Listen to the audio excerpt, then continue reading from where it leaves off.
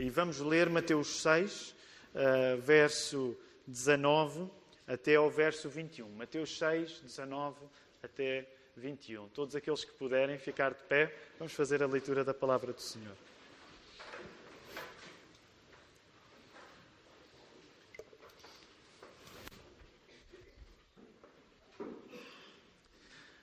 É Jesus que está a dizer estas palavras.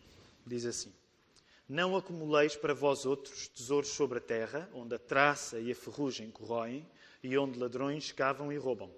Mas ajuntai para vós outros tesouros no céu, onde a traça nem a ferrugem corrói, e onde ladrões não escavam nem roubam. Porque onde está o teu tesouro, aí estará também o teu coração. Ainda antes de regressarmos ao texto, vamos aproveitar o facto de estarmos em pé e durante alguns instantes podermos saudar-nos uns aos outros, sobretudo aqueles que nos visitam. Então não tenha vergonha, saúde as pessoas à sua volta. Vamos regressar ao texto bíblico. E hoje regressamos também, depois de um domingo de interrupção, regressamos também ao Sermão do Monte. Como tem sido o nosso hábito desde o ano passado, quando no início do Sermão do Monte, em Mateus 5, lemos aqueles primeiros 12 versos, que são conhecidos pelas bem-aventuranças ou pelas beatitudes, resolvemos que era um bom exercício de memorização nós podermos recitá-lo. Então vou convidar todos, se quiserem, dou-vos só alguns segundos para irem lá a Mateus 5, 1 a 12, se têm a memória mais turva, então vejam em alguns segundos para podermos recitar, enquanto igreja, este texto que Jesus nos deixou. Vamos fazê-lo? Vendo Jesus as multidões, subiu ao monte e, como se assentasse, aproximaram-se os seus discípulos. E ele passou a ensiná-los, dizendo: Bem-aventurados os humildes de espírito, porque deles é o reino dos céus. Bem-aventurados os que choram, porque serão consolados. Bem-aventurados os mansos, porque herdarão a terra. Bem-aventurados os que têm fome e sede de justiça, porque serão fartos. Bem-aventurados os misericordiosos, porque alcançarão misericórdia. Bem-aventurados os limpos de coração, porque verão a Deus. Bem-aventurados os pacificadores, porque serão chamados filhos de Deus. Bem-aventurados os perseguidos por causa da justiça, porque deles é o reino dos céus. Bem-aventurados sois quando por minha causa vos injuriarem e vos perseguirem, e mentindo disserem todo o mal contra vós. Regozijai-vos, exultai, porque é grande o vosso galardão nos céus. Pois assim perseguiram aos profetas que viveram antes de vós. Muito bem, vamos voltar a Mateus 6, versos 19, 20 e 21. E, incontornavelmente, no início de cada sermão sobre o Sermão do Monte, nos últimos meses, tenho sempre feito este ponto de situação apenas para contextualizar todos. Podemos dizer que no primeiro capítulo do Sermão do Monte, em Mateus 5, fundamentalmente o que está a ser apresentado é o perfil do futuro cidadão do reino de Jesus. A pessoa que acredita em Jesus, ela segue-o. E essa pessoa, de algum modo, ela é perfilada em Mateus 5. Temos as características dessa pessoa. O cartão de identidade, o bilhete de identidade, o cartão de cidadão da pessoa que quer seguir Jesus está no primeiro capítulo do Sermão do Monte, que é o capítulo 5. Quando chegamos ao segundo capítulo do Sermão do Monte, que é o capítulo 6 de Mateus, então compreendemos que Jesus intencionalmente começa a problematizar um pouco as coisas. Aliás, se formos sinceros, as coisas começaram a ficar problemáticas desde o início. Nós acabámos de dizer as bem-aventuranças e, por favor, não deixem que a memorização das bem-aventuranças espalme a dificuldade que ela nos traz. Toda essa dificuldade que Jesus traz nas coisas que está a pedir às pessoas é uma dificuldade que vai ser mantida no segundo capítulo, quando Jesus vai como que sugerir um teste em 3 partes, em 3 disciplinas. 3 disciplinas que eram 3 práticas de bondade para os judeus naquele tempo e que são práticas de bondade para os judeus ainda hoje e que devem ser tomadas como práticas de bondade para nós hoje. A primeira é a esmola, o cuidado que nós temos com os outros, e quando exercemos este cuidado com os outros, somos vistos. Vamos dizer assim, a nossa vida está no palco quando nós ajudamos os outros. A segunda área era a área de oração, que é uma coisa que é entre nós e Deus, só entre nós e Deus, e por isso deixamos de estar no palco e passamos a estar no coração, no interior do nosso coração. E a terceira prática era a prática da esmola. Desculpem, a esmola é a primeira, a prática do jejum. A terceira prática do jejum enfatiza a relação connosco próprios, porque como Jesus estava a ensinar, o jejum devia ser uma coisa que nós devíamos fazer sozinhos. Aliás, como ele esteve sempre a sugerir em relação também às outras práticas, que o lugar onde o nosso cuidado com os outros, através da esmola, o lugar onde o nosso cuidado com Deus, através da oração, e o lugar onde o nosso cuidado connosco próprios, através do jejum, o lugar onde tudo isso vai ser avaliado é sempre o coração. Daí que depois de se tratarem destes 3 assuntos que caracterizavam uma pessoa boa no judaísmo, a esmola, a oração e o jejum, então Jesus, que está sempre a colocar no coração o palco certo para avaliar as coisas, ele vai começar a falar de outro assunto, que é o que nós começamos hoje, que tem a ver com as riquezas, e a partir deste momento até ao final do capítulo 6, e folhei o seu capítulo 6 só para ter já uma antevisão de como é que as coisas vão correr.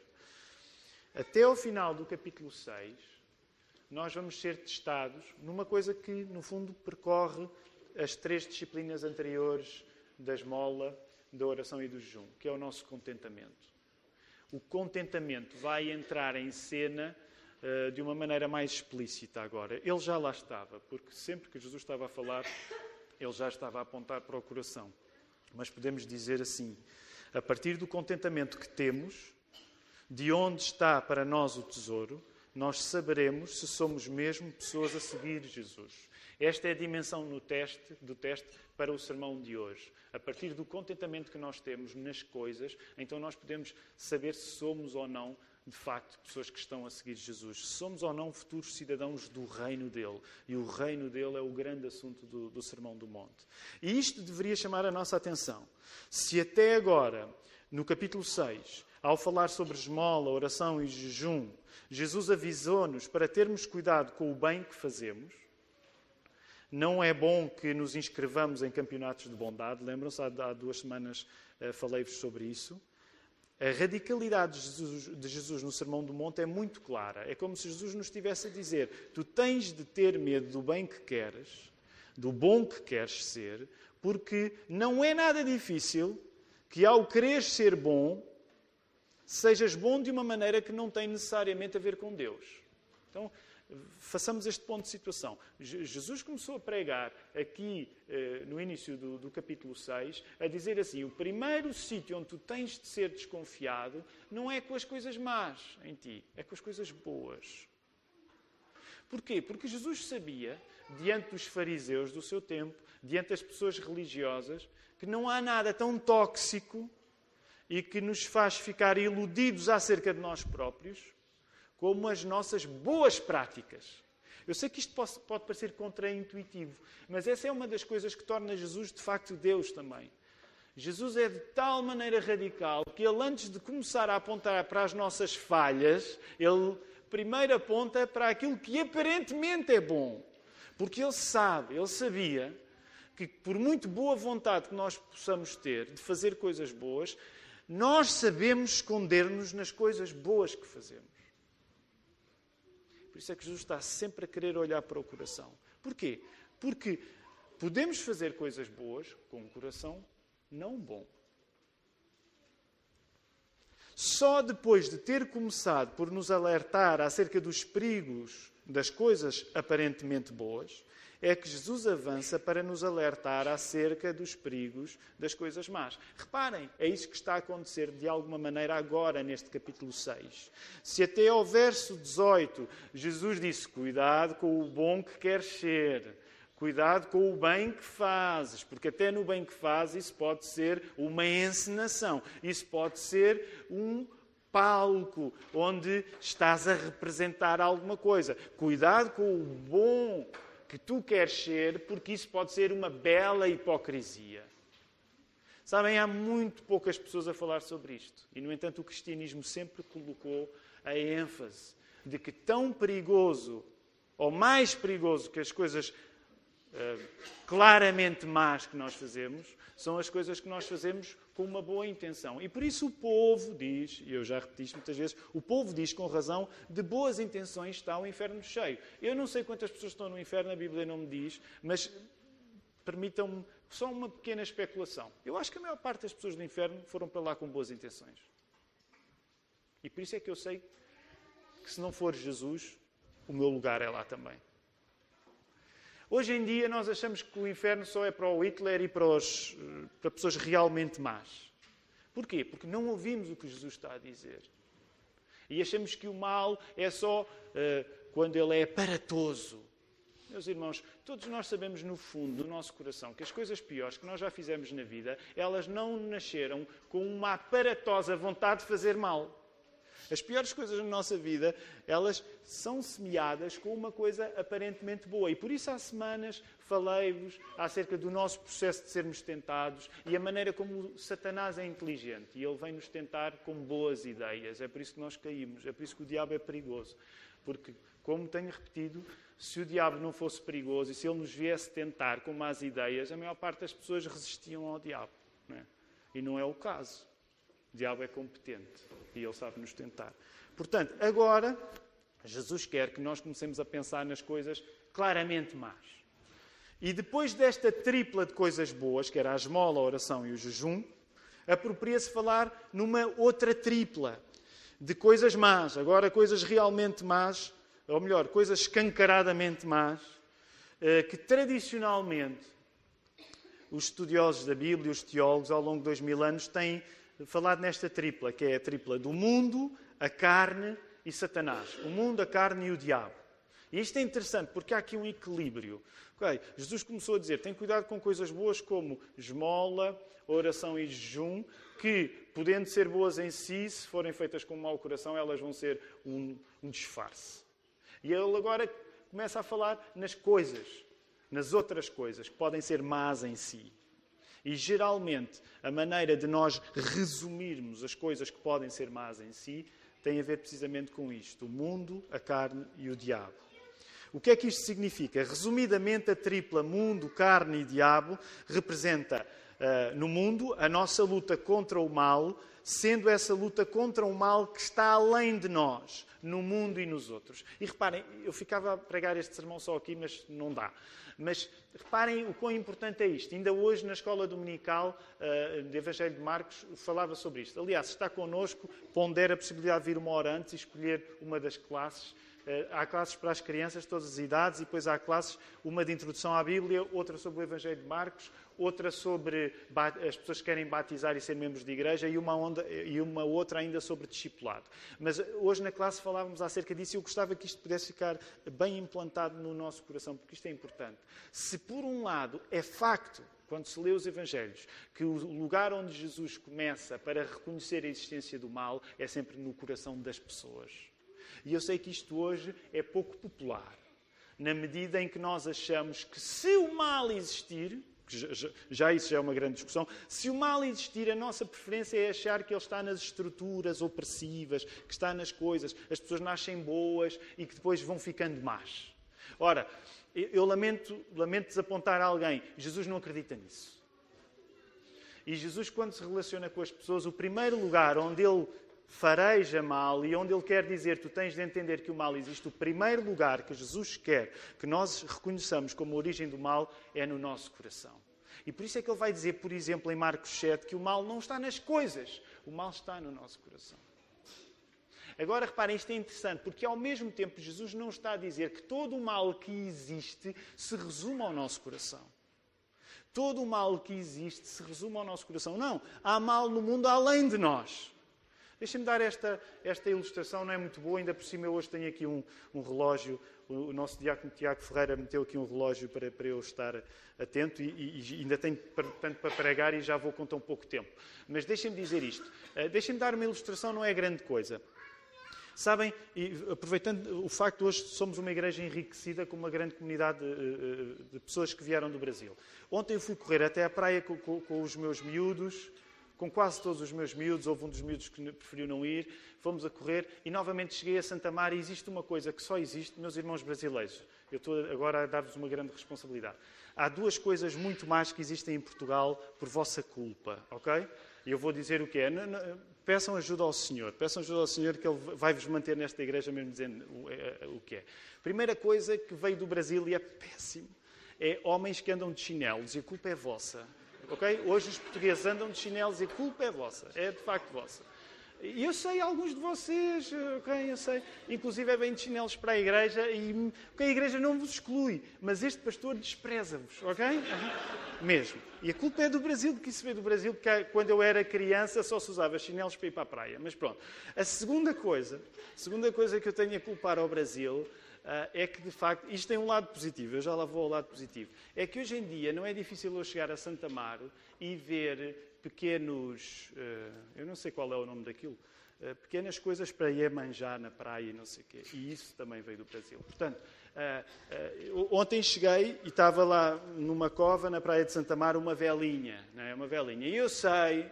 Isto, de facto, os portugueses não faziam, estão a aprender com os brasileiros, ou para Iemanjá, ou seja, para quem for, ou para o Jorge. Eu fiquei muito desiludido quando soube que o Jorge Ben, que canta sobre o Jorge, era um Jorge qualquer do ocultismo, e fiquei tão triste. Mas pronto, então hoje há uma data de macumbas pelas praias portuguesas, se calhar ainda não reparou, mas de facto vem do Brasil. Não sabiam?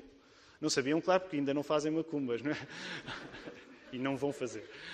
Mas acontece, vocês que não vivem perto da praia não sabem, mas hoje em dia nas praias há com frequência este tipo de coisas. Agora deixem-me dizer, onde é que eu estou a querer chegar com isto? Há uma tendência que os portugueses podem ter, e aqui é a minha opinião, não têm de concordar comigo, mas há uma tendência que os portugueses podem ter, tipicamente europeia e cínica, que é achar, estas macumbas, isto é de povos muito ingênuos. Isto é de povos muito ingênuos, que acreditam nestas superstições. E eu quero dizer-vos uma coisa, eu acho que há muita superstição.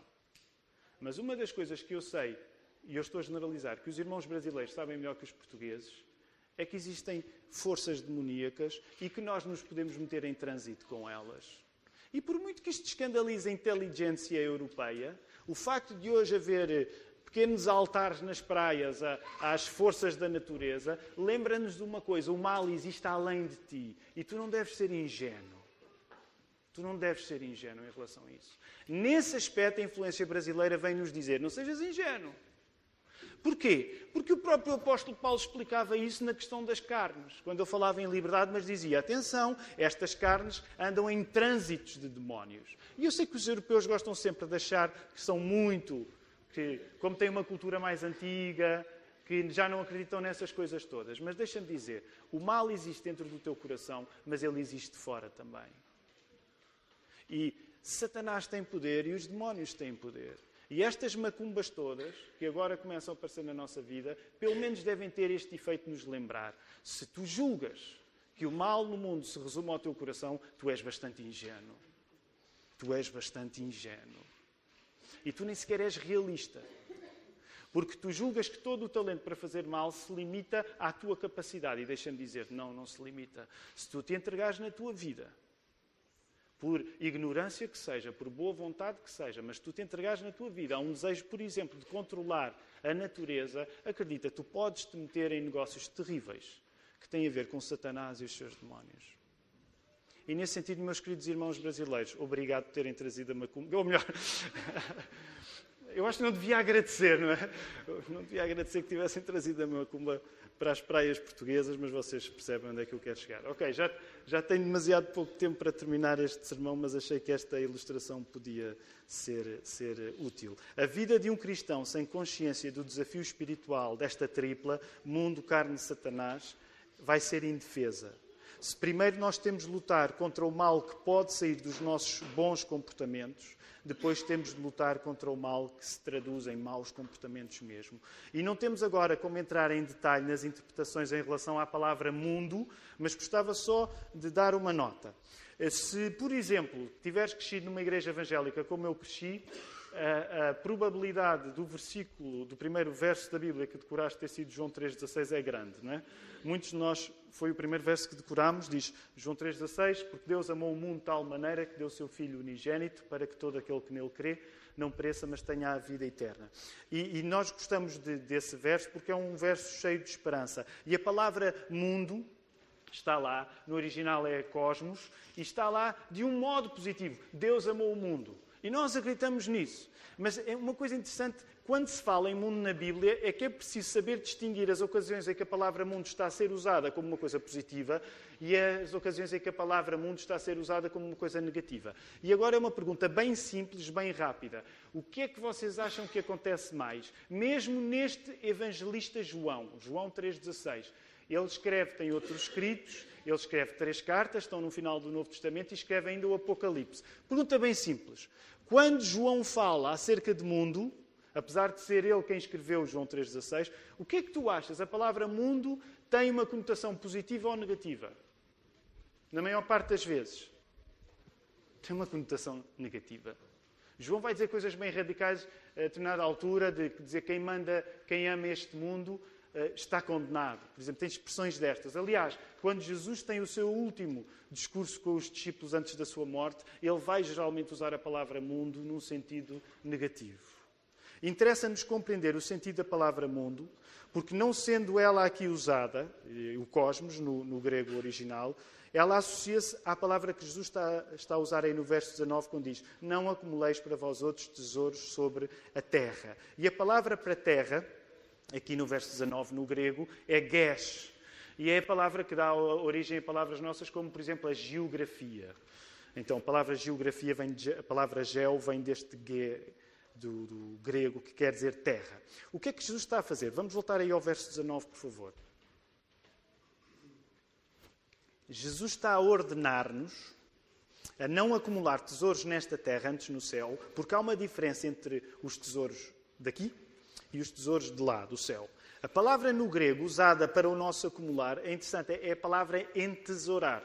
Daí que, se nós tivéssemos de traduzir à letra o verso 19, ele dava mais ou menos a origem a um pleonasmo, que era: não entesoures tesouros nesta terra. Okay? Porque o próprio verbo para acumular tem a ver com entesourar. O que nos ensina uma coisa bem simples, que é: não é possível ser humano e não entesourar.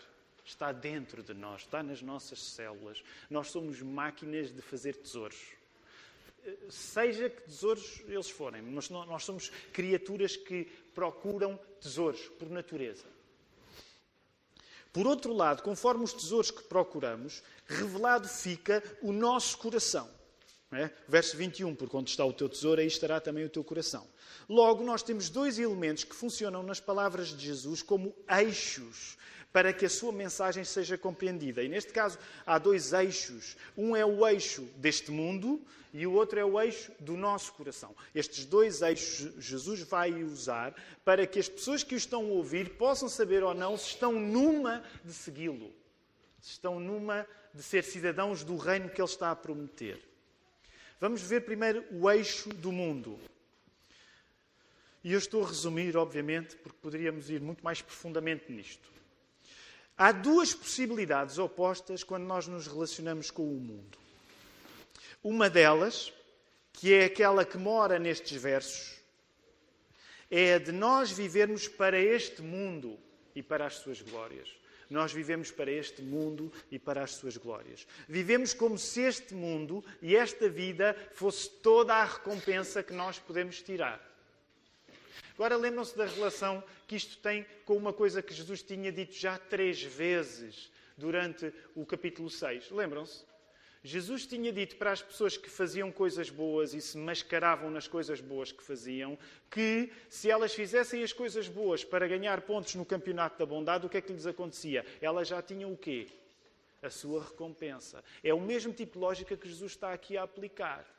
Isto aplicava-se àqueles que querem ser religiosos, mas também se aplica à pessoa que vive para as riquezas deste mundo. Quer a pessoa que vive para ser boa e ser reconhecida perante os outros, quer a pessoa que vive para amealhar, para ter a melhor vida possível aqui, ela tem uma coisa em comum, que é, já tem a sua recompensa aqui.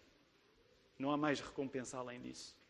Se tu viveres para que os outros digam, tu és uma boa pessoa, essa é a tua recompensa. Não vais ter céu, não vais ter, percebes? Não vais ter um paraíso além desse.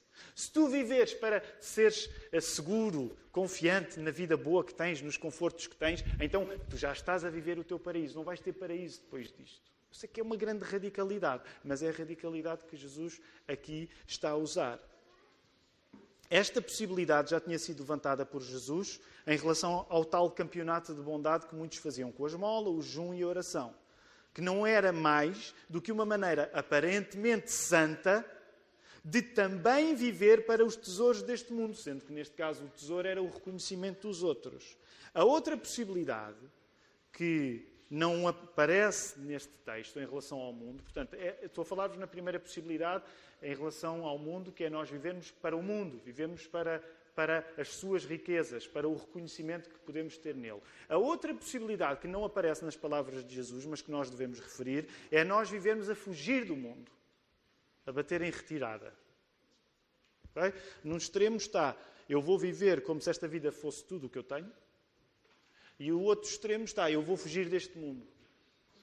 E sabem, não sei se recordam, a semana passada nós referimos isso, porque é interessante. Quer viver como se a nossa recompensa estivesse nas coisas deste mundo, quer viver em retirada deste mundo, pode gerar um mesmo efeito, que é a ansiedade. Por isso é que o assunto do contentamento é importante.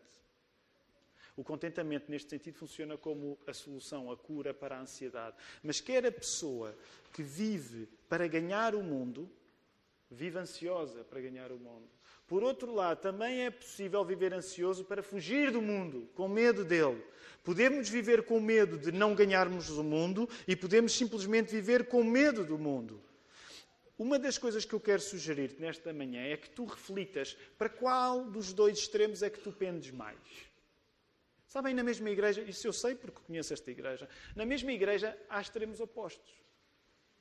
Muitos de nós estamos a viver ainda para nos tentarmos afirmar na nossa vida aqui e para tentarmos tirar desta vida, de certa maneira, uma boa recompensa. Eu não estou a dizer que o planeamos perfidamente, maquiavelicamente. O meu plano é chegar até ali, ou ter aquele dinheiro, ou ter aquela posição, ou conseguir ser isto. A maior parte das pessoas não está em casa a esfregar as mãos maquiavelicamente, a pensar, o meu plano é esse. Okay? Mas no nosso coração, muitas vezes, estas coisas existem sem que isto seja necessário fazer.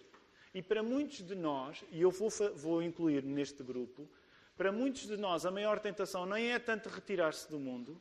O mundo é mau, vou fugir. Vou para um convento, vou para um mosteiro, vou para uma cidade pequenina, vou para o meio do mato. Para muitos de nós, a tentação não é essa. A tentação é alcançar algum tipo de sucesso, algum tipo de reconhecimento. Eu não posso dizer isto com certeza porque não andei a fazer estatísticas, mas eu diria que provavelmente a maioria de nós é mais seduzida pela tentação de usar esta vida como o alcance do seu tesouro. E eu não estou a dizer que não acreditamos em Deus e que não acreditamos no céu e que não olhamos para Deus como a nossa recompensa, mas, na verdade, muitas vezes o nosso coração está inclinado para conseguirmos fazer dos nossos sonhos aqui aquilo que é, de facto, o leme da nossa vida. Agora, reparem, isso não significa que Jesus está a dizer que a solução é fugir do mundo. Até porque, como ele vai dizer aos discípulos, eu peço por eles que não os tires do mundo. Não é? Mas que os faças, lembram-se? Mas que os livres do mal. Jesus, quando deixa os discípulos, ainda antes da sua morte, ele diz, eu não quero que tu os tires do mundo. Ele está a orar ao Pai a favor dos seus discípulos, é chamada oração sacerdotal, em João 17. Não é que tires os cristãos do mundo, mas que os livres do mal. E a verdade é que Jesus não está a dizer que um cristão tem de sair do mundo. E eu sei que agora não posso fazer justiça a uma questão historicamente complexa, mas essa também é a razão pela qual os evangélicos não têm uma prática de mosteiros nem de conventos. Com toda a admiração que nós possamos ter e respeito por parte do catolicismo e do cristianismo ortodoxo oriental, mas nós, de facto, não temos uma tradição de saída do mundo porque nos parece contraditório em relação ao que Jesus está a dizer. Jesus nunca elogiou as pessoas que saíam do mundo nesse sentido. E lembrem-se, a semana passada rasámos de leve. Há uma igreja no Novo Testamento que caiu neste risco. Lembram-se? Qual é que era? Semana passada fizemos uma digressão muito rápida. Em Tessalónica, de certa maneira, a igreja de Tessalónica estava a querer sair do mundo porque estava tão convicta que Jesus ia regressar que nem sequer valia a pena continuar com os empregos que tinham. Portanto, isto para dizer que os cristãos, desde que há cristianismo, que se sente a atração por estes dois polos opostos. Ou sermos materialistas, queremos consolidar os nossos projetos nesta vida, ou queremos fugir desta vida. E deixem-me dizer, é possível vivermos em grande ansiedade nos dois polos. Até é possível uma outra coisa. Há muitas depressões e muitos esgotamentos que às vezes acontecem por alguém que estava ansioso para atingir alguma coisa e ou atingiu ou não atingiu, mas nesse processo passou a perder o gosto pelos seus objetivos e passa a ser uma pessoa a querer fugir do mundo. Alguns de vocês têm isto na vossa experiência. Portanto, na mesma experiência, conhecerem o sabor dos dois extremos. Ou viveram durante muito tempo para atingir um objetivo e depois alguma coisa quebrou dentro de vocês que de repente vocês perderam vontade para tudo. Okay? É possível a mesma vida experimentar estes dois extremos. As palavras que na Bíblia são mais contundentes em relação à riqueza, e eu agora gostava brevemente de falar sobre a questão da riqueza, serão provavelmente as que Jesus diz no episódio do seu encontro com o jovem rico. Lembram-se? Jesus vai usar uma expressão que se tornou conhecida, que é a expressão de é mais fácil passar um camelo, digam lá, vocês conhecem, pelo buraco da agulha, do que um rico entrar no reino dos céus. Depois há muitas discussões para perceber qual é o contexto. Há quem diga, olha, atenção, o buraco da agulha era uma das entradas na muralha em Jerusalém, que era assim apertadinha, mas um camelo assim empurrado, ele conseguia entrar. Há discussões acerca disto. De qualquer modo, também para alívio de todos, nós não temos muitos ricos na nossa igreja, somos uma igreja classe média. Portanto, se eu estivesse a falar assim para uma igreja de elite financeira, se calhar podia dizer para alívio, nós não somos propriamente ricos. Também nada nos falta, a verdade é essa. Aliás, permitam-me sempre à parte dizer isto. Quando nós fazemos a comparação com aquilo que nós temos em relação à história do mundo, acreditem, nós somos ricos. Se tu quiseres ser justo com a história do mundo, tu, mesmo sendo classe média portuguesa, que não é um país rico, não é conhecido pela sua grande economia, mas se tu te quiseres comparar com a história do mundo, tu és rico. És muito rico. Não te falta rigorosamente nada. Ok, mas vamos voltar ainda à questão das riquezas. Porque pode pensar, se Jesus disse aquilo, então não é possível ser rico e ser cristão. Vão lá rapidamente, se puderem. Agora temos de entrar em corrida, ainda temos a ceia do Senhor para tomar. O tempo aqui já terminou. Primeira carta que Paulo escreve a Timóteo 6, capítulo 6, versos 17 a 19.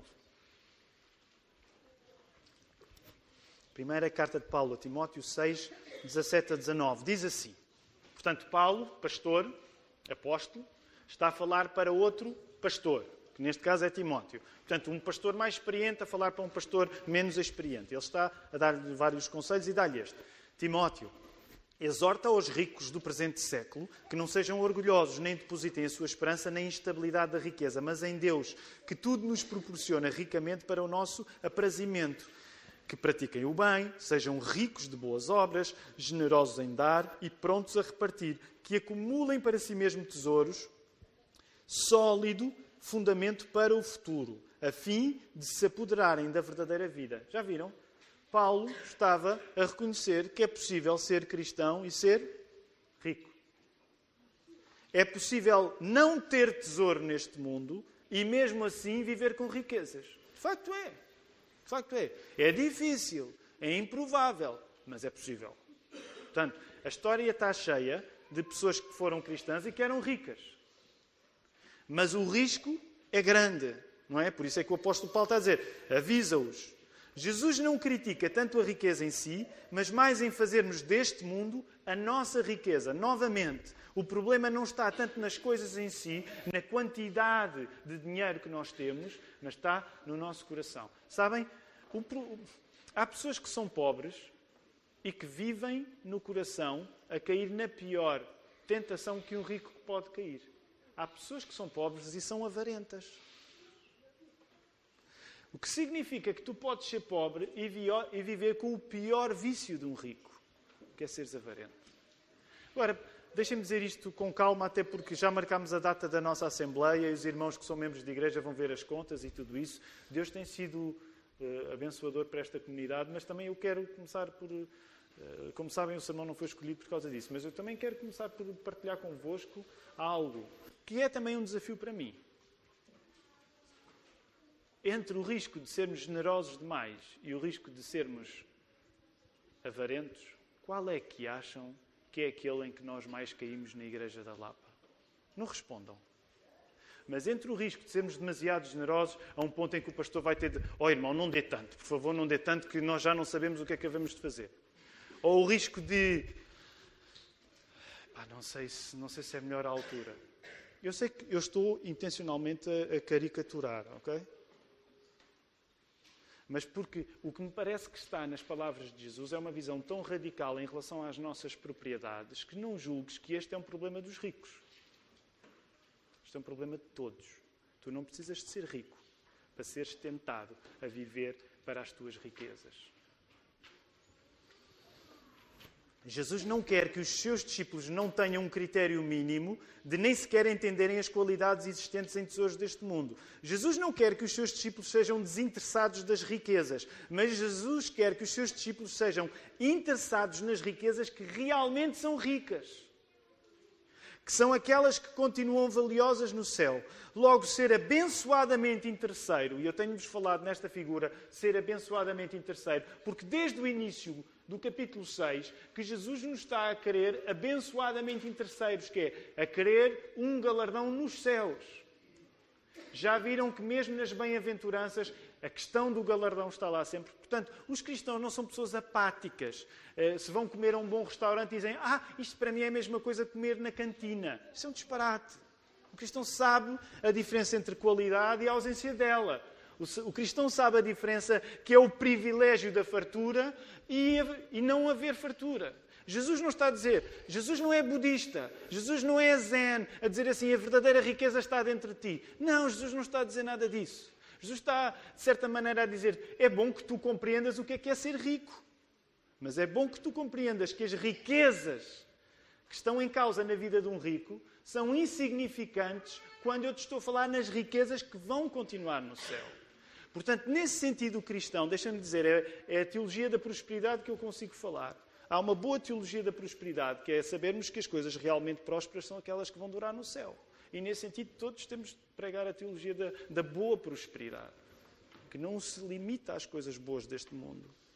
Logo, ser abençoadamente interesseiro nesta vida, acumulando tesouros no céu, implica uma satisfação que vai continuar a ser explicada nos textos seguintes do Sermão do Monte, que é a satisfação de, nesta vida, nós já vivermos como filhos de Deus. Nenhuma outra satisfação se pode comparar. Não há nenhuma riqueza que se compare com a certeza de nós sermos filhos de Deus. A nossa atitude em relação ao mundo não pode ser a partir do que nós temos, mas tem de ser a partir daquilo que nós somos. E o que Jesus estava a querer explicar, ele mais ao fundo ele vai explicar mais. A maior satisfação para nós é nós podermos chamar Deus de Pai, porque Ele cuida de nós. Porque basta ao seu dia o seu próprio mal. Porque mais à frente no capítulo 7, se vós que sois maus sabeis dar boas dádivas aos vossos filhos, quanto mais vosso Pai Celeste vos dará aquilo que vocês precisam. Quero terminar. É esta identidade de sermos filhos de Deus ela só nos pode ser estendida através do exemplo do seu próprio Filho, Jesus, que morreu e ressuscitou pelos nossos pecados. A questão não é aquilo que o Pai me dá ou não nesta vida. A questão é ter Pai. A questão não é aquilo que o Pai me dá. A questão é o Pai que existe para mim. A tua vida aponta mais para aquilo que recebes ou não do teu Pai, ou aponta simplesmente para a satisfação que tu tens no facto de teres um Pai Celeste. A diferença entre uma coisa e outra, parecendo subtil, é enorme. A primeira hipótese de tu viveres preocupado com aquilo que o Pai te dá, leva-te a uma vida que eventualmente vai ser corroída pela traça e pela ferrugem. Se tu viveres concentrado naquilo que recebes do Pai, acredita, as melhores coisas que tu estás a amealhar, elas vão ser comidas pela traça e elas vão ser corroídas pela ferrugem. Mas a outra hipótese, que é tu viveres concentrado no facto de teres Pai, no facto de tu poderes tratar Deus como Pai, aponta-te para uma vida eterna. Porquê? Porque essa riqueza não vai terminar aqui quando tu morreres. Eu não desejo que tu vivas uma existência miserável ao ponto de te satisfazeres com as tuas riquezas.